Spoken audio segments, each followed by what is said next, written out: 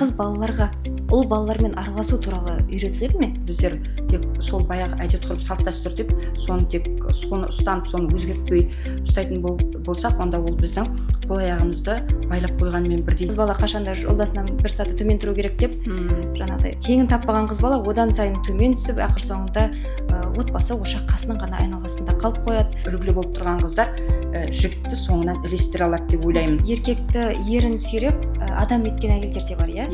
Бірақ өкінішке орай сондай бір кесір ерлер де болады да, сондай бір жайнап тұрған әйелді гүл емес керісінше күн қылып жіберген. Білімді мұғалім бергенмен дейді, білікті Құдай береді деген сөз бар ғой. Ар жағында көп нәрсе адамның білігіне байланысты. Қыз балалар, әйел адамдар қашан да білім алуға, жаңа нәрсені білуге, жаңаруға, өсуге талпынып тұрады. Неге ұл балалардың тәрбиесі төңірегінде бұндай клубтар көп қозғалмайды? Маған сол қызық. Мектептерде бұл ер бала тәрбиесіне де қолға алынған әкелер клубы жұмыс жасап жатыр. Ұлдармен байланысты клубтар жаңағы олардың барлығы қазір қолға алынып, олар да жұмыс жасап отыр. Жас отбасыларда ұл бала тәрбиелеп отыр, қыз бала тәрбиелеп отыр. Қалай тәрбиелеу керек? Ұл балаға да, қыз балаға да бірдей тәрбие беріледі ғой отбасында. Оларды бірдей тәрбиелеу керек. Мейірімділікке, қайырымдылыққа, біріне қамқор болуға. Армысыз көрермен, сіздермен Лаура Базарбай және Ақтөбе газетінің жобасы Ашық Майнд подкасты.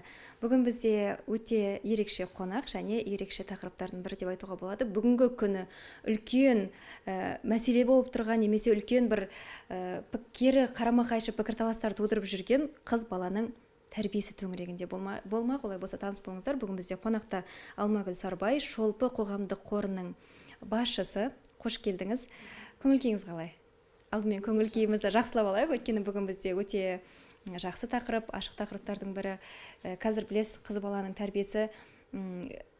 тәрбиесі деген тақырып кәдімгідей үлкен бір тақырыпқа айналып келе жатырған.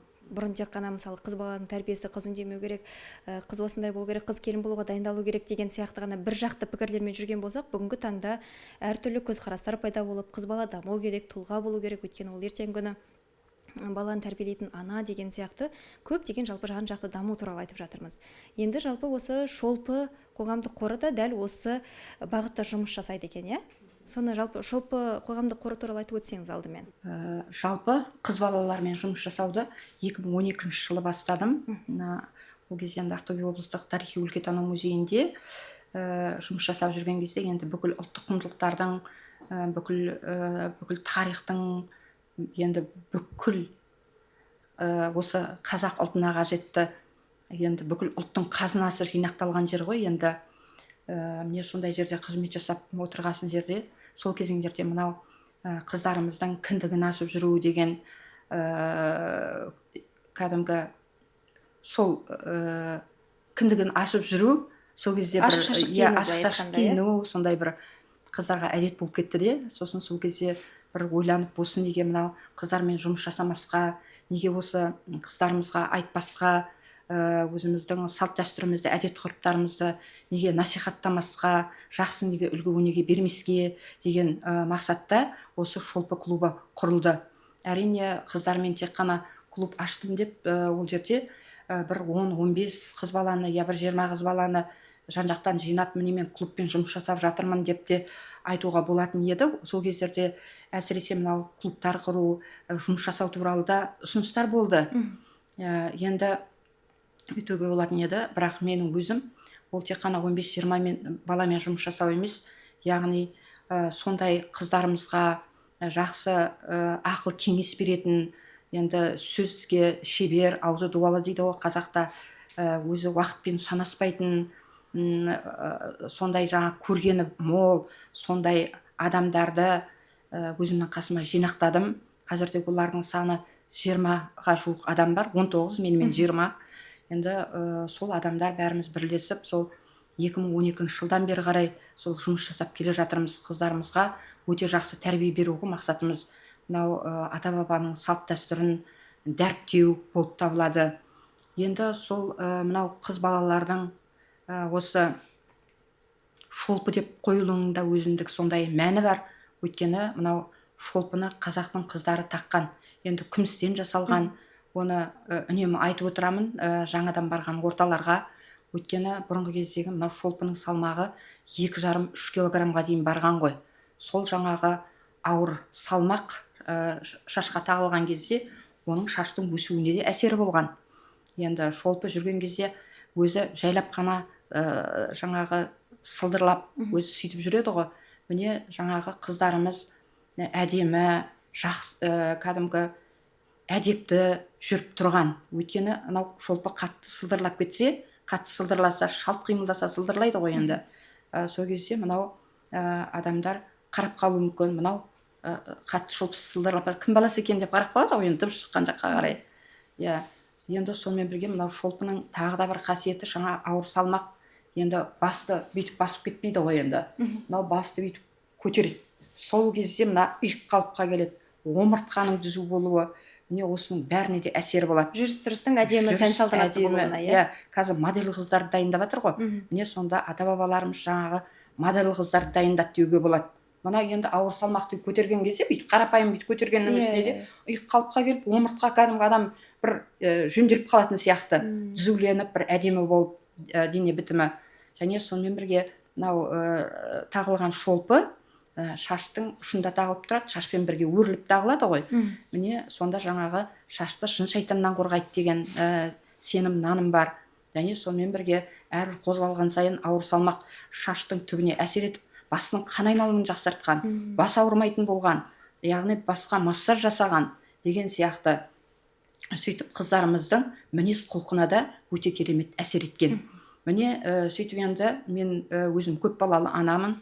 Пенсияға бала саны бойынша ерте шығып кеттім. Одан кейін жасым бойынша пенсияға шықтым.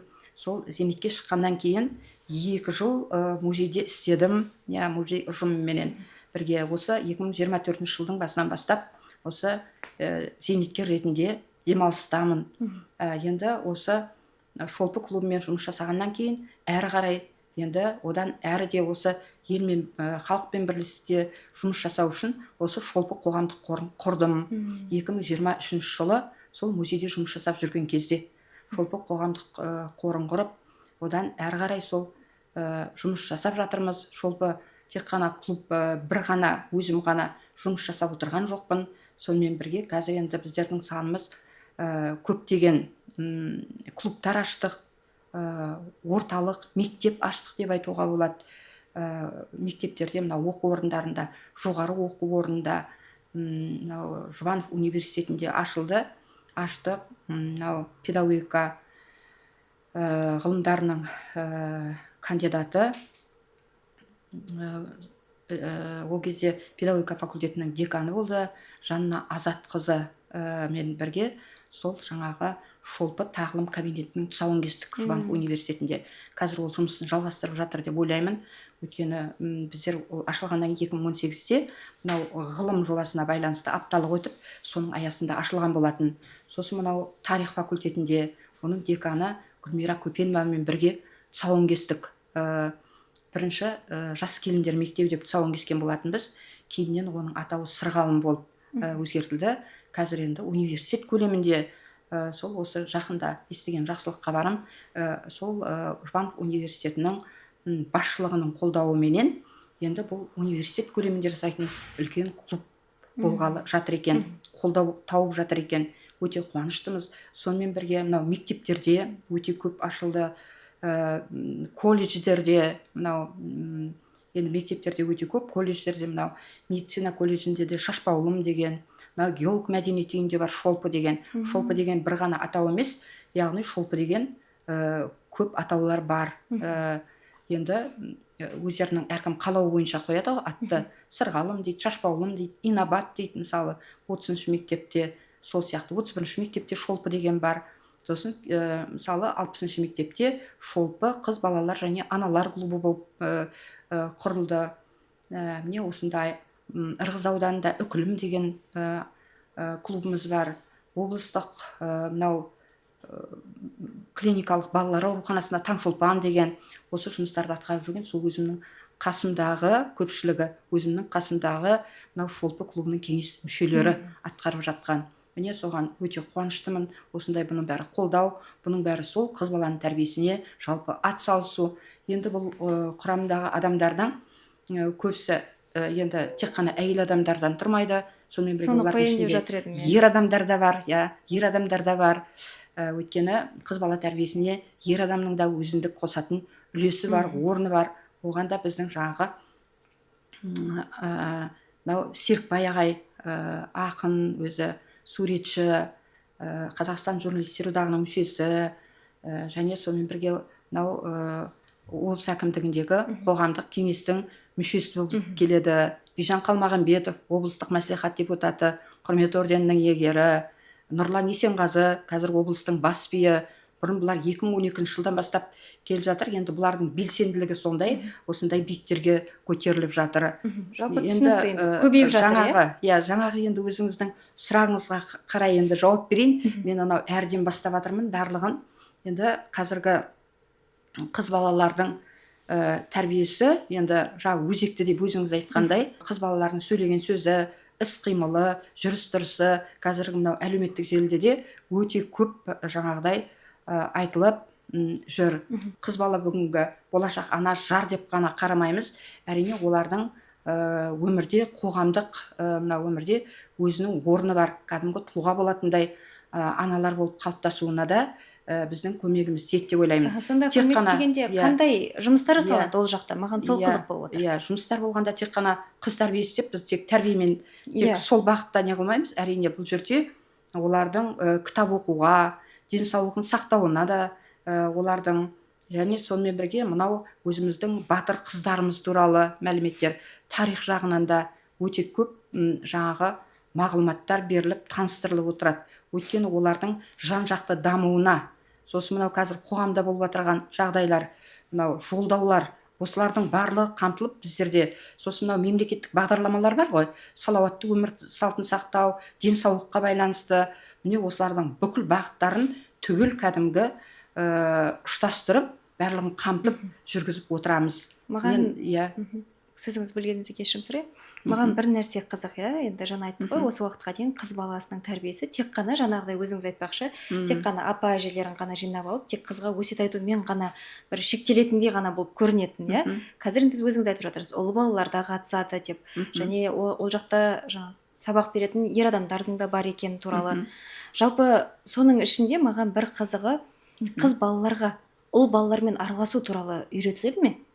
Немесе қалай айтуға болады, мүмкін болашақ жарын тану туралы. Өйткені көптеген қаншама білімді қыздар бар, оқыған қыздар бар. Жан-жақты бір жас кезінде, былай айтқан кезде қыз күнінде керемет бір биікке шығатындай қыздар тұрмыс құрып, өкінішке орай өзінің теңін таппай, жаңағы содан кейін қазақтың тағы бір тәрбиесінің мәні бар ғой. Қыз бала қашанда жолдасынан бір саты төмен тұру керек деп, жаңағыдай теңін таппаған қыз бала одан сайын төмен түсіп, ақыр соңында алған білімі, осы күнге дейін көрген тәрбиесінің барлығы тек қана отбасы, ошақ қасының ғана айналасында қалып қояды. Ондай қыздар енді біліммен жетілген қыздар сол обал болмай ма дегенде маған кейде ой келеді. Сондықтан меніңше қазіргі уақытта қыз балалардың клубтарында, қыз балалар туралы үйретілетін жерлерде ер адамдарды тану, яғни болашақ жарын тану, олармен араласу туралы да білу керек сияқты. Енді бұл жерде өте дұрыс айтасыз. Яғни мынау әдет ғұрып, салт дәстүр деп олардың барлығын тек сол қалпында қабылдау, бұрынғыны қабылдау дұрыс емес. Олардың барлығын сол жаңа кәдімгі заманауи неге кішкене бейімдеп, бағыттап, өзгертіп қолдану керек деп ойлаймын. Мынау Әбіш Кекілбаевтың да айтқан сөзі бар ғой, яғни біздер тек сол баяғы әдет ғұрып, салт дәстүр деп соны ұстанып, соны өзгертпей ұстайтын болсақ, онда ол біздің қол аяғымызды байлап қойғанмен бірдей дегендей осыған келетін бір сөзі бар. Мен дәл айтып отырған жоқпын. Сондықтан да мағынасы осыған келеді. Өйткені қазіргі мынау ғылым, білім барлығы дамып жатқан кезде соған сай өзгерістер болу керек. Ал енді қыз балаларды тек тұқыртып осылай жасама, сен өзіңнің жаңағы шыққан күйеуіңнен төмен болып отыр дегенге менде әрине келіспеймін. Өйткені негізінен мынау балаға ең басты тәрбиені беретін, ұлттық құндылықтың бәрін бойына сіңіретін сол ана. Ең бірінші ана өте білімді болу керек. ол оқыған болу керек, ол заманауи кәдімгі жаңалық өзгерістердің бәрін білу керек, өзінің баласына толық түрде тәрбиелей алатын болу керек. Мынау негізі мынау өзінен жаңағы оқымаған, жаңағы тәрбиесін елеу ер азаматқа шыққанның өзінде де ол оқыған қыз, егер де ол ақылды болатын болса, онда ол қыздың қолынан мен бәрі келеді деп ойлаймын. Ондай жаңағы қыз болатын болса, әрине ол үйтіп төмен болып отырып қалмайды. Өйткені қазақтың әйелдерінің бәрі мықты ғой. Қазақ та соған өзі қызын тәрбиелі қылып, тәлім беріп, ананы үйтпе, мынаны бүйтпе, оң солын танытқан. Өйткені қазақта айтады, дейді, мынау жақсы әйел жаман еркектің басын төрге сүйрейді дейді. Ал жаман әйел жақсы еркектің төрдегі басын есікке сүйрейтіндігін айтады. Сонда оның барлығы әйелге де байланысты. Әйелдің қолынан барлығы келеді. Өйткені әйелге айтылатын сөздер өте көп. Әйел 40 шырақты дейді. Мынау әйелдің айласы 40 есекке жүк болған дейді. Өйткені әйелдің айласы дегенде ол айлакерлік жасап біреуді алдап кету емес. Яғни оның әдіс тәсілді, неше түрлі өзінің психологиялық мінез құлыққа байланысты, осының барлығында жаңағы қолдану, өзгерту барлығы қолынан келетіндігі жаңағы әйелдің еркекті тәрбиелеуде де өзіндік жаңағы қолынан келетіндігін мына жерден байқауға болады. Қазіргі қыздарымызда мысалы өзекті тақырып деп айтып жатырмыз. Қазіргі қыздарымыздың да сол алған тәлім тәрбиесі оның сол жаңағы көрініп тұру керек. Мысалы қазірде де бар ғой біздердің қыздарымыз, жігіттеріміз жүр ғой, мысалы әртүрлі мінез құлқы бар. Кейбір жігіттер мысалы көргенсіз дегендей жігіттеріміз болады, ешқандай ештеңенің парқын білмейтін. Міне соларды біздің әдепті қыздарымыз болса, қылықты қыздарымыз болса, міне солардың өздеріне ілестіре алатын қыздар болады. Яғни өзінің сондай біліктілігіменен, әдемі қылығыменен, әдемі назыменен қыздар, өздері тәртіпті үлгілі болып тұрған қыздар жігітті соңынан ілестіре алады деп ойлаймын, ондай қыздар. Өйткені бірақ оның өзі жүк деп ойламайсыз ба? Жүк болады деп. Оның өзі жүк болады деп мен өзім ойламаймын. Егер де қазір қыз бен жігіттер сыйласып жүрген кезде, оған мысалы өзі кейбір мысалы біздің жігіттеріміз бар ғой, бір қызды өзі ұнатады, жақсы көреді. Ал енді ана қыз мысалы оның тәрбиесі, қылығы, өзіндік алған тәлімі бөлек. Сонда ана қыз ол жігітке бірден жабыса қалмай, өзінің жаңағы жақсы нелерімен айтып, жаңағы жігітті өзгертіп алуына болады. Кейбір мен өзім өмірде көргенім, жаңағы арақ ішіп тентек болып жүрген жігіт, мысалы өмірде өзімнің көргенім, соны жаңағы әдемі, жаңағы керемет, жаңағы ақылды қыз деп ойлаймын. Білімді қыз, енді ана жігіт оны мықты жақсы көріп тұр. Ал артынан мысалы сол жігіттің адам танымастай болып өзгергенін айтуға болады. Қыздардың қолынан негізі бәрі келеді. Қыздар тек қана жаңағы мына жігіт мені үйленіп тұр екен, осыдан басқа ешкімді көрмей, жаңағы көрместей болып бірден жабысып, жаңағыдай не қылмай, өзінің орнын біліп, өзінің тәрбиелілігін оған да жігітке де сондай ұғындырып тұрса деп ойлаймын. Бірақ енді өмір болғаннан кейін кез келген жақта біз екі жақты қараймыз. Таяқтың екі ұшы болады дейміз ғой.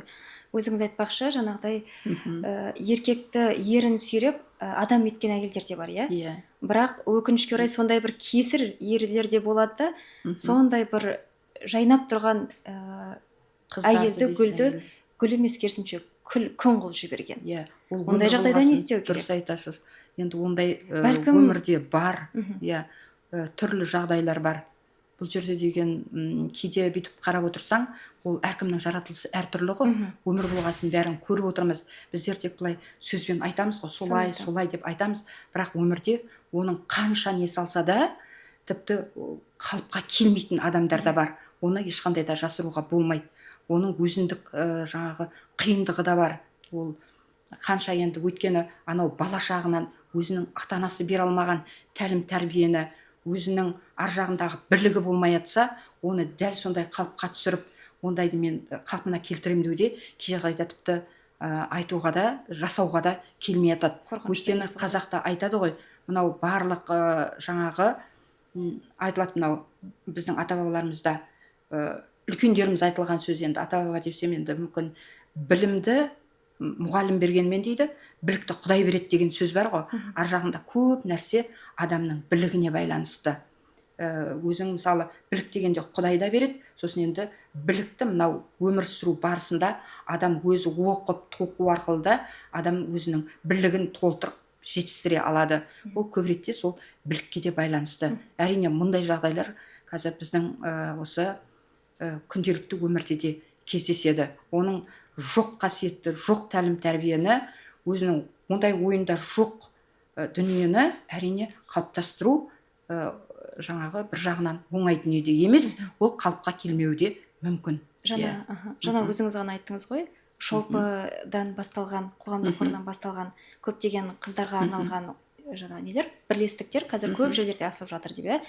Жалпы мен байқағаным, қыз балалар, әйел адамдар қашан да білім алуға, жаңа нәрсені білуге, жаңаруға, өсуге талпынып тұрады. Оны жаңағы клубтардан, қыздарға арналған клубтардың кеңінен етек жайып жатқанын да байқауға болады. Егер ол клубтарға келетін қыздар болмағанда, ол клубтар олай өсе алмас еді. Бірақ неліктен бізде тек қана қыз тәрбиесін соншалықты терең зерттегеніміз сондай, неге ұл балалардың тәрбиесі төңірегінде бұндай клубтар көп қозғалмайды? Маған сол қызық. Неге ұл тәрбиесіне арналған әрбір мектепте клуб ашпасқа мысалы? Неліктен кенжелеп келе жатыр ұлдардың тәрбиесі, білім алуы, өсуі? Енді осы бағытта айтайын. Біздерде жаңа қыз балалардың клубтары кеңінен ашылып, сондай жұмыс жасап жатыр дейміз.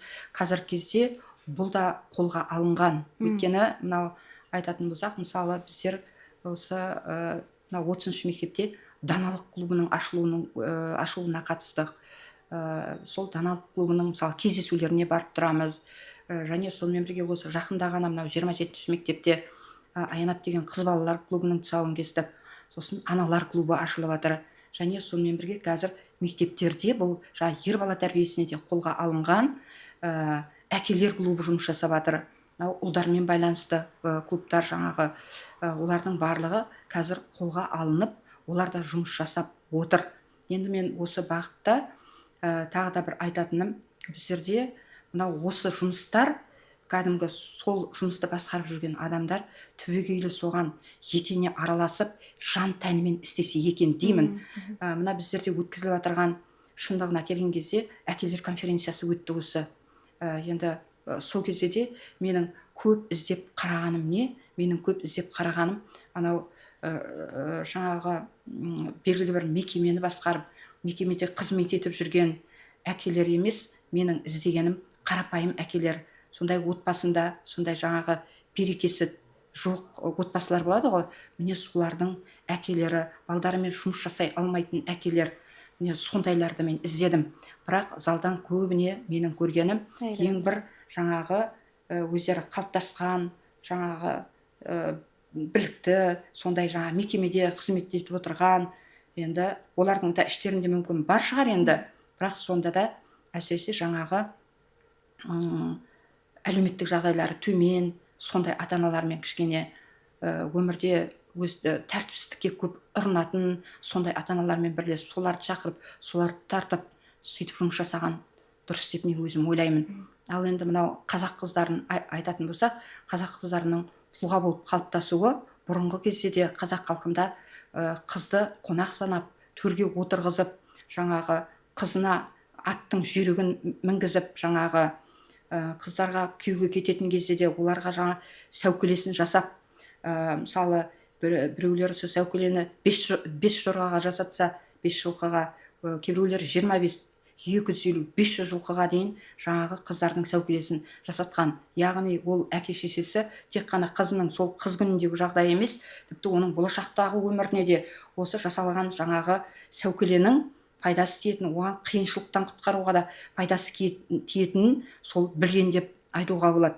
Өйткені мынау ашаршылық заманында сол жаңағы қыздарымыздың жасаған жаңағы күмісті алып бір уыс тарға айырбастаған, тіпті бүкіл сәукелесіндегі бүкіл күмісінің барлығын, жасалған күмістен жасалған бұйымдарының барлығын бір табақ бидайға айырбастап, өзінің жаңағы отбасын сақтауға ең болмаса талғажау етуіне де сөйтіп айырбастаған әйел аналарымыз туралы осы тарихта айтылады. Және сонымен бірге қазақ халқы өздерінің қыздарын, әйелдерін мысалы өзінің ер адаммен, ұлымен мысалы бірдей қылып тәрбиелеген.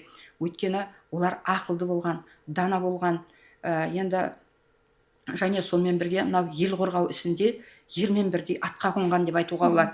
Оған айтатын болсақ, мынау жаңағы өзіміздің өңірімізден Ботагөз батырды айтуға болады, Ақ Ботаны айтуға болады.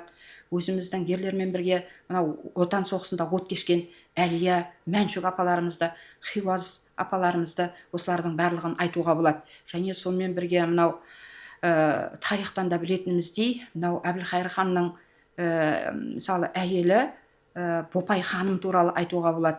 Енді Бопай ханымның мынау өзінің ақылдылығы, даналығы арқасында, өзінің сондай білімділігінің арқасында ел басқару ісіне де араласқан айта аламыз. Және сондай бір мүлдем қазақтың тарихында тіпті кездеспейтін нәрсе деп айтуға болады.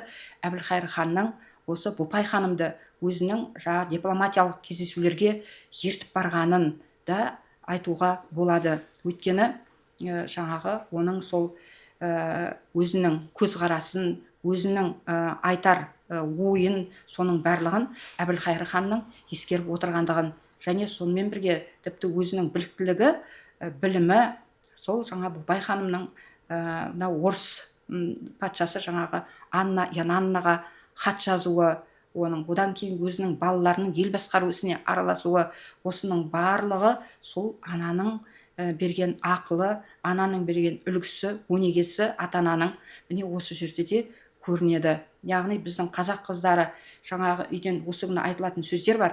Осы неге кездесулерге барамыз ғой, сол кезде бізге айтады, осы неге 40 тыйым деп, неге осы қыздардың бәрін тыя бересіздер де, ұлдарға неге жоқ дейді. Жаңа сіздің айтып тұрғаныңыз сияқты, неге ұлдарға сондай жоқ дейді, тыйым жоқ дейді.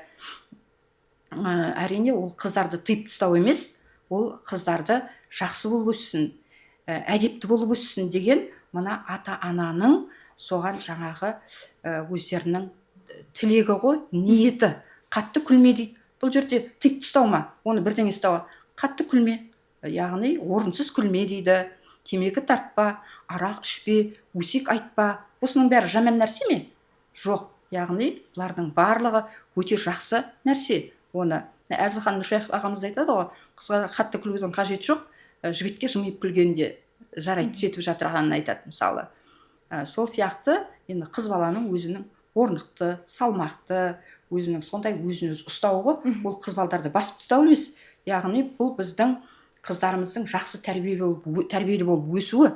Өйткені қызымыз тәрбиелі болса, біздің болашақ ұрпағымызда. Өйткені бала жатырға біткеннен бастап, ананың бойындағы бүкіл қасиет, оның денсаулығы жоқ болса да, барлығы, білігі, білімі, барлығы әсер етіп жатады ғой.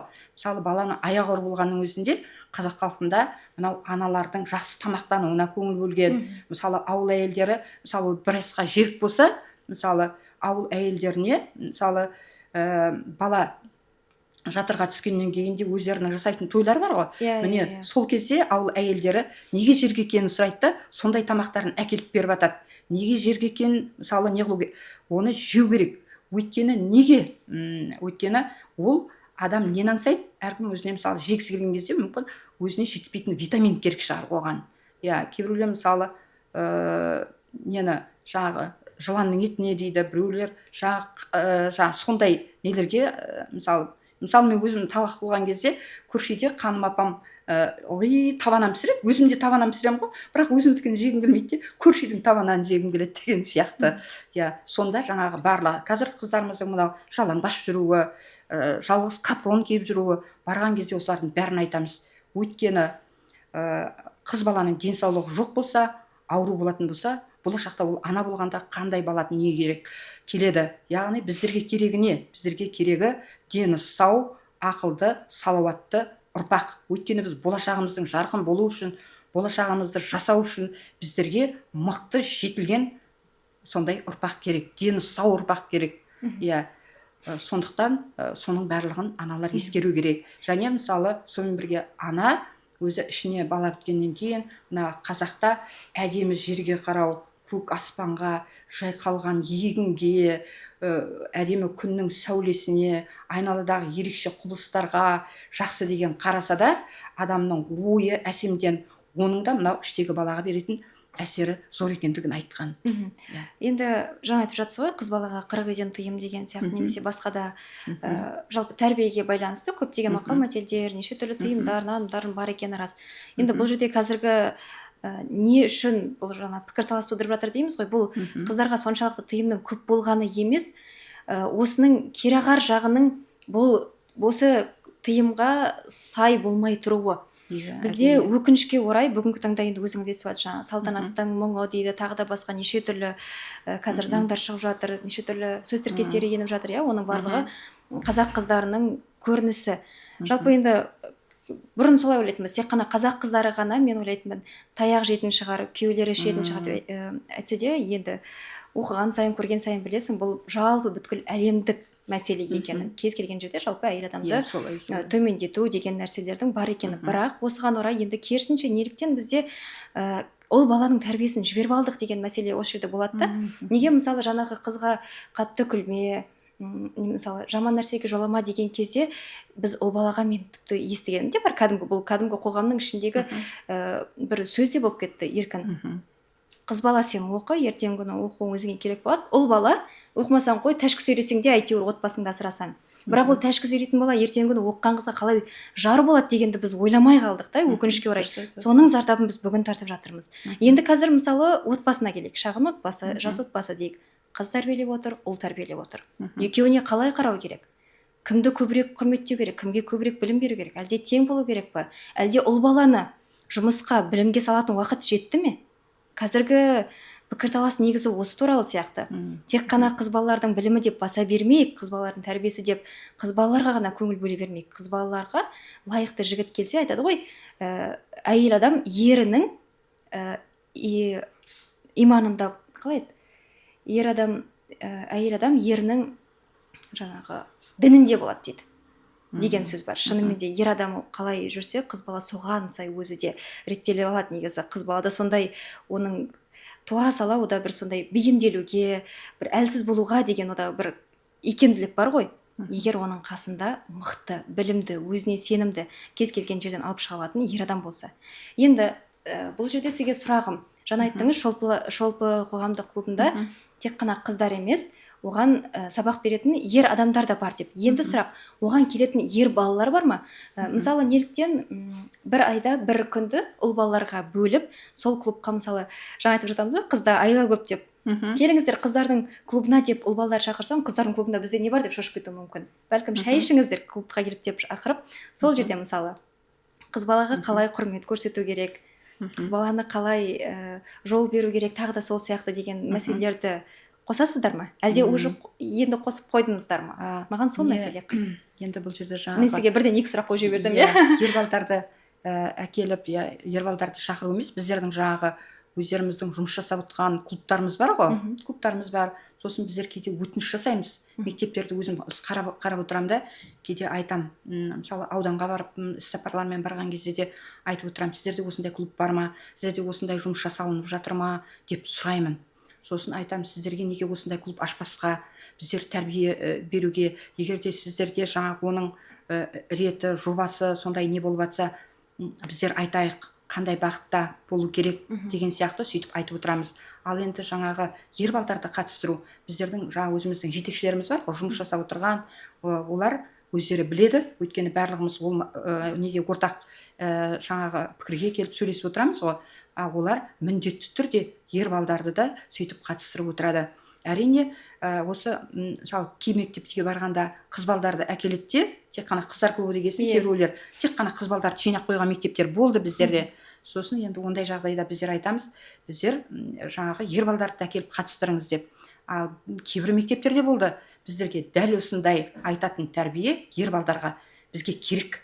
Бізге келіп осындай бағытта айтыңызшы деген ұсыныс жасаған мектептерде болды. Біздер ол мектептерге де барып, жаңағы өзіміздің кездесулерімізді өткіздік. Осы мынау қазіргі балдардың ерекше бір жаңағы қасиеті барлығы да мынау енді коммуникацияны өте кәдімгі жетік меңгеріп отырған балдар ғой. Ананы көреді, мынаны көреді, өздерінің ойы бар, толғамдары бар деген сияқты пікірлерін айтуға қазіргі балдар өте жақсы деп айтуға болады. бұрында баяғы біздің кезіміздегідей Бас үндемей шұлғап. барлығы бүйтіп үндемей отыратын емес. Қазіргі балдар қол көтеріп айтады. Не сол кезде олардың арасында да осындай қыз балдар менен ер балдардың арасында да кәдімгі пікірталастары туып қалады. Иә, пікірталастары туып, олар да өздерінің жаңағыдай ойларын, пікірлерін қарама қарсы кәдімгі сөйтіп, жаңағы ана жерде тартыс туып та кетіп жатқан жағдайлар болады. Яғни жаңағы айтылатын жағдайлар бар ғой, қазіргі қыздардың, мынау қыздарға айтсаң, ой, қазір деген өте жақсы жігіт жоқ дейді, ал жігітке айтсаң, олар айтады, ой, қазір біз ойлағандай қыз жоқ деп сөйдейді. Ал енді қазіргі кейде қарап отырсаң, біздерде мынау қыз балалардың бір-біріне еліктеушілігі деген өте мықты. Яғни қарап отырсаң, олардың мынау бет әлпеттерін өзгертуі, бірдей киім киюі, тіпті қазір кетіп бара жатсаң, ұлдар да қыздар да қолпылдаған киімді киіп алса, жаңағы шалбарменен қыз кетіп бара жатыр ма, ұл кетіп бара жатыр ма, тіпті білмейсің. Қазіргі енді жаңағы соның барлығын біздер жаңа айтып отырамыз. Мынау адам өзінің сыртқы келбетін өзгерте бергеннен гөрі, адам жаңа бір-бірінен сыртқы келбетіменен, киімімен емес, яғни адам барынша қарапайым болып, жыртық кимей, кір киім кимей, таза болып, жаңағы ең бірінші адам өзінің ішкі жан дүниесін өзгертсе дейміз. Яғни Абайдың жаңағы ұмытпасам 18-ші қара сөзінде де осы не айтылады ғой, бұның барлығы жаңағы өзінің қасындағы адамынан өзінің киімі арқылы, өзінің жаңағы барын киіп, өзінің ондайға шамасы жетпесе де тырысып әйтеуір киіп алады да, кербезденіп жаңағы жүретін адамдарда өзі кербездің де екі түрі болатынын бәрін соны айтады. Не сол неде адам ең бірінші өзінің жаңағы ішкі ойын өзгертіп, адамның өзі тек қана 4 нәрсемен ғана бір-бірінен озалатынын соны білу керек қой жастар. Яғни ақыл, мінез, ар, ғылым арқылы, білім арқылы, сол арқылы яғни бір-бірінен оза алатындығын айтады. Өздеріне енді бізде барған жерге осы көбіне барлығын айтып отырамыз. Адам өзін өзі тәрбиелеу керек, оқу керек, жетілдіру керек. Мейлі ұл болсын, қыз болсын, барлығы да сол жағына өте қатты мән беру керектігін айтамыз. Енді сосын адам мынау бүгін жаңағы Абай айтқандай, мен бүгін не сындырдым, бүгін болмаса бір жетінің ішінде мен не сындырдым, мен өзіме қандай пайдалы іс келді, бүгінгі күнім менің уақытым бостан-босқа өтіп кеткен жоқ па деген сияқты осылардың барлығын өзі кәдімгі есебін беріп, өзі іштей ойланып сөйтіп отырса өте жақсы болар еді деп мен өзім әрқашанда соны ескертіп кездесулерде. Енді жалғыз мен емес, менің қасымдағы осы шолпы клубының кеңес мүшелерінің барлығы да сол жаңағы өздерінің білгенін, мынау қазақ халқының шешендік өнері туралы, мынау айтылып жатқан аңыздар, әңгімелер, жаңағы тұлғалар туралы, небір билер туралы, солардың айтқан ұлағатты кәдімгі өнегелі сөздерінің барлығын айтып, арнайы оларға байланысты тіпті арнайы біздер шаралар өткіземіз. Мысалы кейбіреулер ойлайды, мысалы Алтай Тайжан ағайдың өзін шақырамыз біздер, сол кісімен де көп не өткізем. Өйткені ол кісінің де беретін кәдімгі керемет ұлағатты әңгімелері мықты. Мынау қазақ қыздар біздің менталитетімізге сай келе ме? Қазіргі бүгінгі қазақ қыздарының келбеті қандай болып жатыр? Не осылардың барлығына жаңағы өте жақсы, мәнді, түсінікті дүниелерді айтып, қыз тәрбиесіне мысалы өзінің үлесін қосып, ақыл кеңесін беріп отырады. Айсұлу Тасымова, жаңағы педагогика ғылымдарының кандидат профессор, психологтарменен енді барлық неменен жұмыс жасаймыз. Мысалы мынау шашты өсіруге, қазіргі қыздарымыздың шаштарын жайып жүретіндері бар ғой, сол шашты жайып жүрмеу жаман қасиет. Яғни мынау кездесу барысында өзімізде естіп жаңағы кейбір таң қалатын жағдайларымыз болады. Мынау жаңағы шашты күтуге байланысты, шаштың түрлі аурулары, осылармен де таныстырып отырамыз. Мынау шашты мынау дін саласымен де байланысты арнайы мамандарын шақырып 200-300 адамдармен де кездесулер болып жатады. Сондай кезде мынау жаңағы діни жағынан келгенде де айтып отырады, шашты мысалы қап-қара бояуға болмайтыны ол жағында да айтылады екен. және сонымен бірге бұрымды кесу, бұрынғы мысалы бұған байланысты заң ғылымын зерттеп жүрген нелермен кездесулер, осының барлығы жан жақты. Бізде тек қана қыз тәрбиесі деп бір уақытта өзіміз тек айта бермейміз, біз білеміз деп. Ал жаңағыдай керемет соны зерттеп жүрген мамандар, міне осылардың, сосын мынау қыз балаларға шаштараз мамандарымен де мысалы жайып жүрген шашты мысалы әртүрлі қапылған кезде, мысалы өте тығыз кезде қалай шашты жинауға болады, сәндік ұзын шаштарды қалай бірнеше түрде көркемдеп әдемілеп баруға болады. Сосын мынау қыздардың шаш өрімдері қалай өруге болады, шашты түрлі өрімменен қандай қазір деген түрі бар ғой. Мынау сондай шашты өзін жаңағы жерге тастамау, түрлі ауруларға ұшырауы, құсалып кетсе жазылмайтын ауруға ұшырайды. Ана болғанның өзінде де шашты жинап жүру, соның ішінде баласы қайтыс болған ананың өзі шашты жинап жүру керек. Шашты өртеуге болмайды баласы қайтыс болған анаға мысалы. Неге? Өйткені анасының шашының иісі, анау шетінеп кеткен баласы, қайтқан баласы болып жатса, мысалы соның иісі мұрнына барады екен де, анау анасының күйіп жатқандай жаңағы кәдімгі отқа түсіп кетуге дейін барады екен. Сондықтан мынау көп ретте аналарымыз баласы шетінеген қайтқан, солар мысалы өздерінің шашын жинақтап қою керек. Мысалы ұзақ өмір сүрсін дейміз, енді қайтқаннан кейін жинақталған шашты сол жаңа анасының бейітінің басына барып көму. Мысалы соның барлығы шашқа үлкен мән беру. Қазіргілер мысалы шаштарын алады да анау суға ағыз жіберіп жатады. Мысалы туалеттің суына ағыз, дәретхананың ағыз жіберіп жатады. Міне соның барлығы анау шаштың, қазіргі зерттеушілер де айтып жатыр, осы шаштың жаман жерге баруы, соның өзі ол сенің денеңнің бір мүшесі, сондықтан оны да таза ұстап жаңағы күту, яғни өзің не қылмасаң, болмаса оны өртеп жібер, я бір таза жерге апарып көму. Соның барлығын әйтеуір қыздарға бұрымды қадірлеу, бұрым жаңағы бұл сол қазақ қызының бір ерекшелігі, әсемдігі, көркемдігі, соның барлығын жаңағы айтып отырамыз. Енді жаңа айтып жатырмыз ғой, екінші сұрақты бірден қойып кеттім, шатасып кетпеңіз. Екінші сұрақ, жас отбасыларда ұл бала тәрбиелеп отыр, қыз бала тәрбиелеп отыр. Қалай тәрбиелеу керек? Алдымен неге назар аудару керек? Ұл балаға да, қыз балаға да бірдей тәрбие беріледі ғой отбасында. Қазір енді бұрынғы кездегідей мынау әкелері жаугершілік заманда атқа мініп кетіп қалмайды, бәрі қазір қасында отыр. Әкесі де қасында, шешесі де қасында. Оларды бірдей тәрбиелеу керек. Мейірімділікке, қайырымдылыққа, біріне қамқор болуға, қыз бала қарындасы болса, ұлдардың мысалы қарындасын сыйлауға, анасын сыйлауға, ал қыз бала болса әкесін сыйлауға. Мысалы ондай өскен қыз бала ертең барған өзінің мысалы жігітін де сыйлайды, атасын да сыйлайды. Өздерінің ұқыптылыққа, олардың мынау көрсе қыздар болмауға, білімді болуға, өнерлі болуға, не осылардың барлығына отбасында тәрбие өте жақсы берілсе, өте жақсы болады. Бірдей берілсін.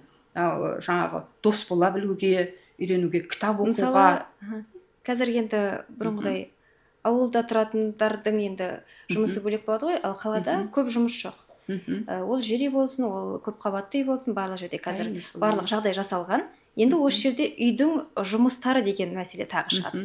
Енді біз бұрынғыдай ауыр жұмыс жоқ деп, ұл баланы мүлдем үйдің тірлігіне араластырмай қойсақ, тағы да бір жалқау біреу тәрбиелеп шығармаймыз ба деген де қорқыныш бар. Мысалы, қарапайым ғана өзінің ыдысын өзі жуып кету, өзінің төсегін өзі жинау, өзінің киіміне өзі ие болу деген сияқтарды біз ұл баланың өзіне жүктейтін уақытқа келген сияқтымыз. Осы уақытқа дейін оның барлығын кішкентай болса да оның қарындасы жасап келді. Сөйтіп ол қыз балаға кішкентай кезден үйдің тірліктерінен бөлек ағасына, інісіне қамқорлық жасау, былай айтқанда қыз бала тумай жатып ана болып кетуге икемдеді. Енді қазір осының кесірінен өз асын өзі іше алмайтын, өз киімін өзі жуып, таза ұқыпты киіп жүре алмайтын ер адамдар пайда болғаны өтірік емес. Енді қазіргі аналар ойланып жатыр. Жас аналар, өзіміздің жастағылар білім алады, оқиды, бұрынғы тәрбиенің дейміз, бұл бір өзіміз білеміз ғой, қай кезде біздің жалпы қазақылық қаймақтың бұзылып кеткенінен бастап қой бұл нәрсе болып жатырғаны. Шамалы кері әсерін тигізіп жатқанын көріп жатырмыз. Енді осы жерде әлі де болса екі түрлі көзқарас бар. Жаңа үлкендеріміз, әжелеріміз, апаларымыз, ойбай, ұл балаға тиіспеңдер, тек ол ішсін, жесін, жатсын, оқысын, оқыса да оқымаса да әйтеуір үйдің тірлігіне араластырмаңдар, ол әйел сияқты болып кетеді дейді. Ал неге онда біз қыз балалар ер адамдардың барлық жұмысына араласа береді, ол еркек сияқты болып кетеді деген нәрсені біз айтпаймыз. Осы жерде бір әділетсіздік бар деп ойламайсыз ба? Мысалы қалай болу керек қазіргі уақытта? Мынау ауылдық жерде мысалы жаңа өзіңіз айтқандай бұл жерде еңбекке араласу өте көп. Ауылдық жерде көп, оны қойдық, ауылдық жерде онсыз да ер балаға жұмыс бар. Енді бұл жердегі әңгіме қаладағы балдар әрине бұлар боз болып, Иә. әлжуаз болып, Өте әлжуаз болып, анау қаланың балдары сондай болып өседі. Үйден де көп шықпайды. Олар қазіргі кезде тіпті шықпайтын шығар. Өйткені жаңағы сотовый телефон бар ғой енді. Сондайменен әрине бұл жерде ол мен өзім ойлаймын, жалпы ер бала деп, қыз бала деп бөлетін жаңағы ыдыс-аяқ жуу деп айтып жатсаң, ыдыс-аяқ жуу. Бұл еңбек қой, иә. Иә, өзінің жаңағы шұлығын жуып алса да, иә, киімін өтектеп жатса да, бұдан ешқандай да ол ер балаға ешқандай зиян болмайды, өзіне пайда болады, өзінің төсегін жинай қойып жатса да, әрине ол әрі анасына көмек болады, қарындасына да көмек болады дегендей, пол жуа қойса да. Мен енді осы бір неден айтатын болсам, мен мысалы өзім ана тұрмысқа шыққан кезде 10 балалы үйге, көп балалы үйге тұрмысқа шықтым. Жаңағы мен келген кезде ол үйде біздер 2 келін бар екен, мен соның үстіне 3-ші келін болып түстім. Иә. 2 абысынымның, иә, өздерінің біреуінің 2 баласы, біреуінің 1 баласы бар. Жаңағы сондай бір үйге 3-ші келін болып түстім. Сол кезде мен байқағаным, ол үйде 3 қыз бала бар да, үлкен 2 апамыз, қайынапамыз тұрмыста екен, бір қайынсіңлім. Енді ол да студент болды, және 7 ұл. Енді мен енді ол енді бертін келе мынау 83 жылдары. Соның өзінде де енді байқағаным, оның барлығы тәрбиеге байланысты. Сонда жаңағы бүкіл енді 2 не болып келіп шай ішеді. Иә, бірінші үлкендер шай ішеді, балдар шай ішеді, жаңағы сөйтіп келіп шай, кейде барлық отырып шай ішеді, үлкен нән дастархан жайылады. Соны сөйтіп жаңа мен байқағаным, сол мен ана шайдың бәрін беріп болып, жаңа ыдыс-аяқтарын жуып, ол кезде біз ауылда ағза салатын не жоқ қой. Міне сонда жаңағы сонда менің жаңағы бір қайным қолына табаққа суды құйып алады да, үйдің бүкіл жаңағы шаңдарын сүртіп шығуға кетеді. Жаңағы біреуі үйді тазалап атады, полын жуып, біреуі тазалап атады, біреуі шаң сүртіп атады. Сонда жаңағы келін істеу керек деп жатып алған, келін істеу керек деп, сол үйде 3 жүрміз, 3 адам жүрміз ғой, енді 3 келін. Енді жұмысқа кетеді, тағы бір не жұмысқа кетіп жатыр. Енді мен үйдемін. Сонда ана олар да енді жұмысқа кеткенге дейін біреуі мұғалім, біреуі жаңағы неде жұмыс істейді, әкімдікте. Мысалы сонда жаңағы олар да кеткенше біреуі сүтті сепараттатып кетеді, біреуі жаңағы сүтін пісіреді. Сосын ешқандай бөлу жоқ. Жаңағы балдардың ползунки, жаңағы нелерін бәрін біреу алады да барлық баланыкін бірге жуып атады. Мысалы жуып мысалы не қылады? Мен ана шайды жинап, жаңағы ыдыс-аяқтарды жуып, енді бірнеше адам ғой енді. Соның бәрін болғанша менің бір қайыным үйдің полын жуып, біреу шаңын сүртіп, кәдімгі сөйтіп не қылады. Өйткені ол үйдің балаларының барлығы да мына ата-анасы жұмысқа кеткен кезде, мысалы бұрындары келгенге дейін тамақтарын әзірлеп, әке-шешесінің алдынан дайындап қоятын болған. Ер балдары. Сондықтан да мен өзім ойлаймын, ол ер балдардың әке-шешесінен алдынан тамақ дайындап қойып жатса да, полын жуып қойып жатса да, ол жаңағы ешқандай артықтық етпейді. Иә, даже әйел адамның алдынан, мысалы кейде мысалы өзімнің отбасымда да, мысалы мен енді қызметте де мен өзім де мұғалім болдым, күйеуім де мұғалім болды. Мектепте біздер Байғанин ауданының Алтай совхозында жұмыс жасадық 21 жыл бойына. Енді сондай кезде жаңағы көп балалы анамын, мысалы сабағымыз не болып қалады, сондай кезде әкесі жаңа енді көп ортадан шыққан, көп балалы ортадан болғасын жерде, мысалы мен келгенше кейде мысалы обедке де дайындап кетіп жатамын ғой, ал кейде жаңағы үлгермей жатқан кезде мысалы ол да келіп обедті дайындап қойып жатады. Одан ешқандай не етпей, қайта біздің арамыздағы бір-бірімізге деген сыйластығымыз, көмегіміз, құрметіміз осының барлығы одан сайын арта түседі. Мына бала тәрбиелеп жатырмыз, балдарымыз да көріп отыр оның барлығын деген сияқты, ол жақсы бір үлгі өнеге болады деп өзім ойлаймын. Мен әлі күнге дейін түсінбеймін, не үшін соншалықты үйдің жұмысына араластыруды ер адамдарға соншалықты қор көретін. Менің байқағаным дәл сондай үйдің жұмысына араласып, өзінің өзі киімін жуып, жинап, ұқыпты жүрген ер адамдар керісінше отбасы болғанда оның қадірі артпаса кеммегенін мен көрген емеспін. керісінше араластыру дұрыс деп ойлайсыз, иә. Енді осы жерде тағы бір мәселе туады, мәселе емес, бір сұрақ деп айтайықшы. Қыз былай айтады, ұл балаларға анасы ұрысқан емес, әкесі ұрысқан дұрыс, қыз балаларға, егер енді тәрбие беретін жерде, қатты айтатын жерлерде, қыз балаға керісінше анасы деп. Осы жерде және қыз балаға әкенің махаббаты көбірек керек деген нәрсе бар. Өзіңіз білетін шығарсыз, оқығанда боларсыз, Некрасов, Анатолий Некрасовтың «Ана махаббаты» деген жаңа кітабы бар. Сол жерде ананың тым қатты ер балаға, әсіресе ер балаға берген махаббаты оның алдыңғы уақытта жолын бөгейтіні. Яғни ананың махаббаты қандай болады? Ол тым нәзік, тым жұмсақ. Яғни жаңағы сен істеме, сен өйтпе, сен бүйтпе, тек сен ғана жарқырап жүрсең болғаны деген ананың тым артық махаббаты баланы ертеңгі күні жолын байлайды деген бір пікірлер бар. Жалпы мен бұны көп салыстырып та негізі көрдім. Мысалы бір апамның баласы әлі күнге дейін үйленбей жүрген, тағы бір танысымның баласы әлі күнге дейін жұмыс таппай анасының жаңағы ақшасына, айлығына қарап отырғандардың барлығына қарасам, дәл сол балаға ерекше махаббат берген екен. Осы балам тек, осы балам тек, осы балам деген балалар өте қатты ертеңгі күні сол махаббатқа сүйеніп кете ме, оның білмедім. Ар жағында оның да бір үлкен мәні бар шығар. Бірақ осы жерде жаңағы қазір тәрбиеге тек қана ата-аналар емес, сонымен қоса психологтар да жақсы араласып жатыр.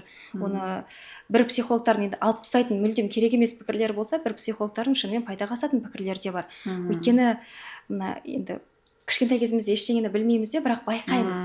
Бірақ соны өскеннен кейін барып себебін түсініп жатамыз ғой. Менің көптеген құрбыларым болды, өте өзіне сенімді, керемет, ойын айтқанда еркін, ерке. Сөйтсем, есейгеннен кейін әңгіме барысында сұрасақ, әкелердің махаббаты ерекше болғанын байқаймын. Ханшайымым, қызым, гүлім деп өсірген қыздардың ертеңгі күні өмірде өз орнын табуы, өзінің теңін табуы да оңайырақ болады екен. Осы жерде мен ойлаймын, әкенің, ананың махаббаты берілуінің өзінің де бір сиқыры бар сияқты деп. Қалай ойлайсыз? Шынымен де қыз балаға әкенің махаббаты анаға қарағанда биіктеу болу керек пе? Иә, енді бірінші ұрсу дегеннен айтып жіберейін. Ұрысу және жаңағы махаббатты беру.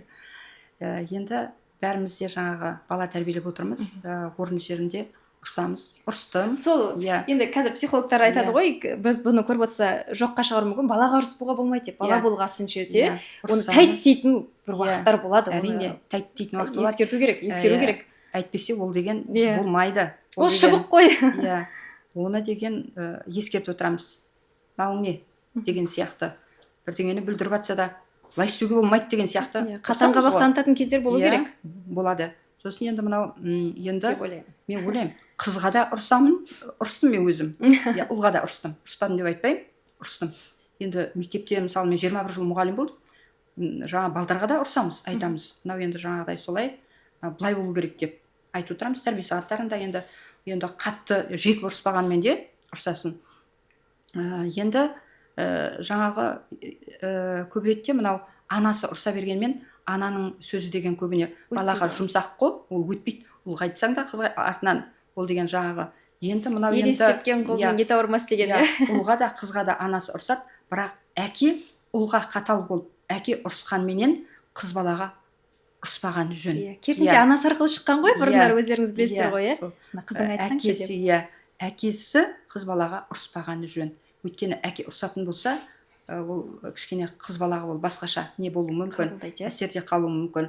Ал енді қыз балар, мен манада бір шамалы бір айтып кеттім, әкесі қыз баланың қадырын жаңағы қадірлеп, оны еркелетіп, өзіне сөйтіп өсірген дұрыс, бірақ еркелетудің жөні осылай екен деп қыз баланы басқа мінгізуге де болмайды. Еркелетудің де өзіндік жөні бар. Әкесі еркелетіп отырып, ұрсатын жерін анасы арқылы жіберіп жүрсе. Артық кетуге болмайды егер ақылды қыз болса, ол да не қылмайды. Мысалы мен өзім қыздарым көбіне әкесінің қыздары. Өйткені әкесі оларды еркелетеді, әкесі өте жақсы көреді, мен де жақсы көремін, бірақ олар кәдімгі үйге келгенде де не қылғанда да әкем қайда менің, дәде дейді олар әкесін, дәдем қайда менің, дәдем не істеп жатыр деп тек ең бірінші соны не қылады. Кейде мен бүйтіп ойлап тұрамын, мен мыналар бірінші әкесін не қылып жатыр, әкесіне осылар деп не қыламын. Соны сол жаңағы, ал ер балдар көбіне анасы не қылады деп жаңағы ерке балдар деп айтып жатырсыз ғой. ал енді ер баланы да не қыламыз, бірақ мен өзімнің ер балдарымды жаңағы не қылып өсірген енді барлығы да мектеп оқып жүргеннен қандай жаңағы не бар, жұмысқа да салды әкесі. Жұмысқа мысалы біздер анау бір ауылдың шетінде тұрып артезианнан бушкамен су таситын еді, қиды да ояды, жаңағы қойды да суарады, қойды да бағады деген сияқты барлығын не қылды. Және оқуға түскеннен кейін де олар өздері жұмыс жасап, өздері ақшасын тауып сөйтіп жүрді.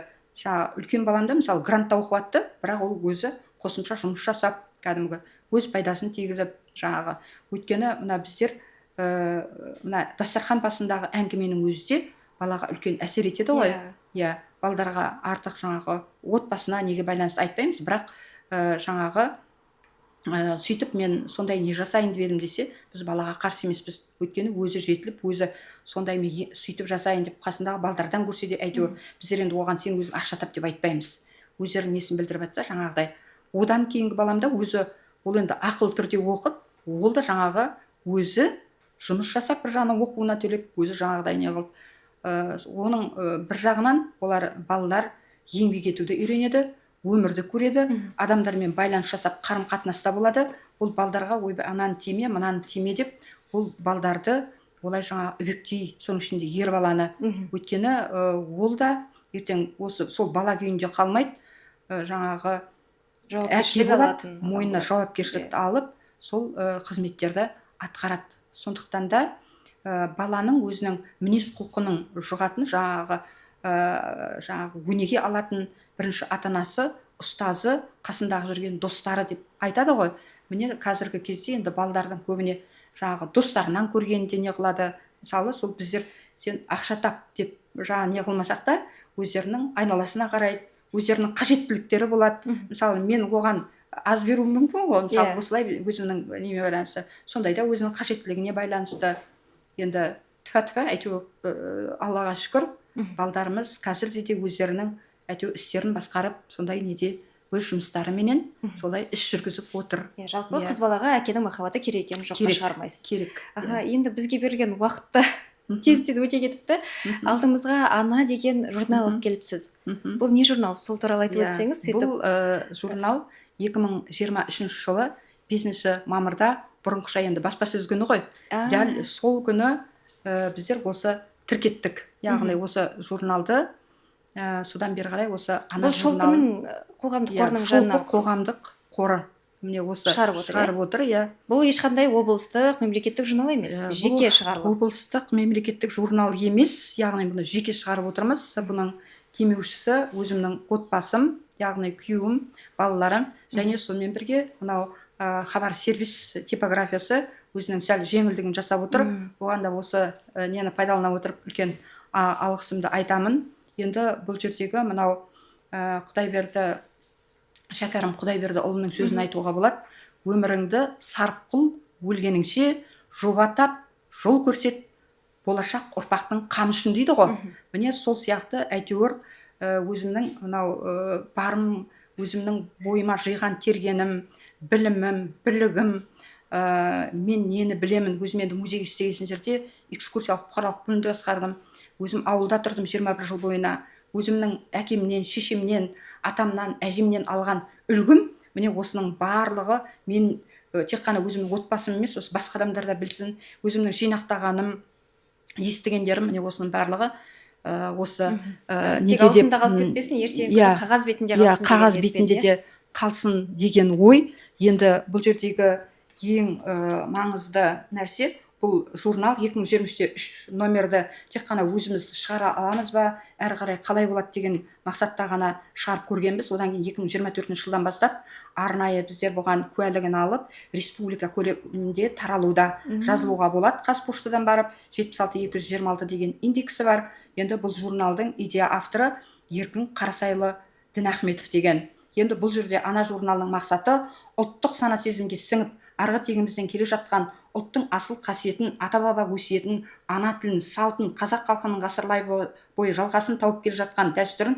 ұрпақ бойына дарту болып табылады. Мынау қазіргі кезде мысалы бесікке салуды алатын болсақ, бесікке салудың өзін қазір ата аналарымыз мынау жаңағы неде көрсетіп жатыр, YouTube каналында неде көрсетіп жатады. Міне сол кезде олардың бесікке салуды жақсы білмейтіндері қалай пайдаланады.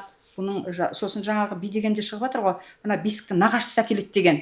Бұл деген тіпті де дұрыс емес. Өйткені қазақта айтады, күйеуге шыққан қыз шиден тысқары дейді. Шиден тысқары дегесін ол өзімен өзі кетті, өзінің еліне, жұртына кетті, өзінің жаңағы көркейтетін отбасына. Қыз жат жұрттық адам ғой ол. Енді оның әке шешесінің қандай шаруасы бар жат жұрттық адамда? Өйткені оның баласының бесігін өзінің енесі бар, абысындары бар, солар дайындайтын. Бұл жерде ешқандай да жаңағы ата анасының қазіргі кезде соны дәстүрге айналдырып жатыр. Нағашысы бүкіл киімін апарады барады. Бұның барлығы да дұрыс емес. Бұл өзіміздің ата бабамыздан келе жатқан салт дәстүрімізді сол жаңағыдай бұрмалау деп айтуға болады. Сол сияқты мынау көп деген нелер бар. Бұның ішінде салт дәстүр, ырым тыйымдар, мынау туған өлке аңызы дейді. Мынау ойыншықтау дегенді беріп отыр. Осы неде бердім. Шалқар ауданының Тоғыз деген ауылы бар. Соның маңында орналасқан екен ойыншықтау деген. Мынау бір ана өзінің қызы жаңағы енді өскеннен кейін де ойыншық ойнап жаңағыдай көп көмекке іске, жұрттың қыздары су әкеліп жүрсе, ондай жаңа іске араласпайды. Содан анасы қызына айтқан ғой, жаңағы өзінің су әкеліп жүрген кезде қатты налиды да қылығына, о құдай бар болса қолыңдағы қуыршақтай бол дейді. Содан жаңағы осы ойыншықтау содан пайда болған екен деген аңыз бар. Мынау сол жаңағы ойыншықтаудың ойыншықтары болып келеді. Мінекей, енді бұл аңыз. Енді осындай да нелер бар. Яғни бұл да болса сол қыздарымыздың жаңағы тек қана өздерінің әсемдікке, жаңағы сәнге бой ұрмай, сол ата анаға көмектесіп, соларға да бір кезек көңіл бөліп, соларға деп отырса деген сөз. Яғни ең бірінші адамның сән бет албеті жаңағы сырт сұлулығы ғана емес, жаңағы айтылғандай сыртқы не қылмай, ішкі жан дүниесін, оны Құдай жасаған сондай дүниені қолыңмен өзгерту әрине ол дұрыс емес. Жаңағы өзгертсін Құдай ішіңді дейді ғой. Шәкәрім Құдайбергіұлы, сол сияқты адам ішкі жан дүниесін өзгерту маңызды. Міне осы журналға жазылуға мен шақырамын, жазылыңыздар. Бұның ішінде сол дәстүр, қара шаңырақ, ұлттық тағам, қолөнер, ырым тыйымдар, туған өлке аңызы, тарих және өнер, қыз тәрбиесі, ұлт тәрбиесі. Міне менің анам дегенде айдары бар. Өйткені әркім өзінің сондай керемет салиқалы, өзінің сондай ерекше үлгі өнеге беріп тәрбиелеген анасы қалай тәрбиеледі, өзгелерге де үлгі өнеге етіп, ол туралы да жазуына болады. Не осындай. Үлкен рахмет сізге, арнайы уақытыңызды бөліп келгеніңізге, ел үшін осындай жұмыс жасап жүргеніңізге. Әрине шынымен де қыз балалардың тәрбиесі қашан да болса маңызды екен жоққа шығармайды ешқандай қоғам. Ең басы соған сай жігіттеріміз де бірге дамысын, ел дамысын, қоғам дамысын. Жастарымыз ең басы сыртқы сұлулыққа емес, ішкі байлыққа, ішкі тереңдікке көбірек мән берсе екен деген тілектеміз, және сіздердің де қоғамдарыңыз сол жолда үлкен қызмет ете берсін дейміз. Сонымен бірге біздер мынау ана тілі, соған мықты жаңағы мән береміз. Анамыздың тілінің дамуы, қазір мынау үш тілділік деп айтылып жатыр. Осыған мынау батыстан келіп жатқан түрлі жаңа мәдениет, субмәдениет дейді. Сосын жаңағы қазіргі мынау түрлі жаңағы нелер бар ғой, айтылып жатырған аниме дейді. Міне осылардың барлығын айтып отырамыз біздер. Мынау тілді шұбарламау, сөйлеу, міне осылардың барлығын. Негізі барлығы да өте жақсы болады. Егер де жаңа батыстың анимесі бар, басқасы бар, оның барлығын соның орнына біздер сол өзіміздің ұлттық құндылықтарымызға қарай икемдеп, соған қарай бағыттап жасайтын болсақ деген ойлар тіпті өте жақсы болар еді. Енді бұл жерде мынау өзіміздің ана тілімізді білсе де сөйлемейтіндер бар, өзіміздің тілімізді менсінбейтіндер де бар. Міне осыларды да біздер енді барынша ана тілін сүюге, отанды сүюге, елді сүюге бағыттаған көптеген кездесулерімізде болып жатады. Әйтеуір мынау болашағымыздың жарқын болуы, мәңгілік ел болу үшін, мынау басқа елдердің мәдениетіне біздер бойымызға сіңірмей жаһандану кезеңіне солардың есіне жұтылып кетпес үшін өзіміздің осы ұлттық құндылықтарымызды сақтап қалуымыз керек. Ең басты мақсат сол бағытта жұмыс жасап жатырмын. Өзімнің бойымда қандай әйтеуір нем бар, соны барынша өзімнің болашақ ұрпаққа бергім келеді. Бүгінгі осы шақырып сұхбаттасқаныңызға сізге де рахмет айтамын. Мынау бізбен бірге жұмыс жасаған топқа да үлкен рахмет. Сізге де рахмет, жұмыстарыңыз жандана берсін, жақсы нәтижелермен тек көңіліңіз тола берсін дегім келеді. Әумин, рахмет. Құрметті көрермен, мінекей бізге берілген уақытта өз мәресіне осымен жетті. Біз сіздермен келесі эпизодқа дейін қоштасамыз. Дәл осы эпизод ұнаса, міндетті түрде лүпіл қойып, астыға пікір жазып, және жақындарыңызбен, таныстарыңызбен таратып отыруларыңызды сұраймыз. Бұл сіздер үшін бірақ сәттік жұмыс, ал біз үшін бұл үлкен команданың еңбегінің ақталғаны деп білеміз. Олай болса, амандықта жүздескенше.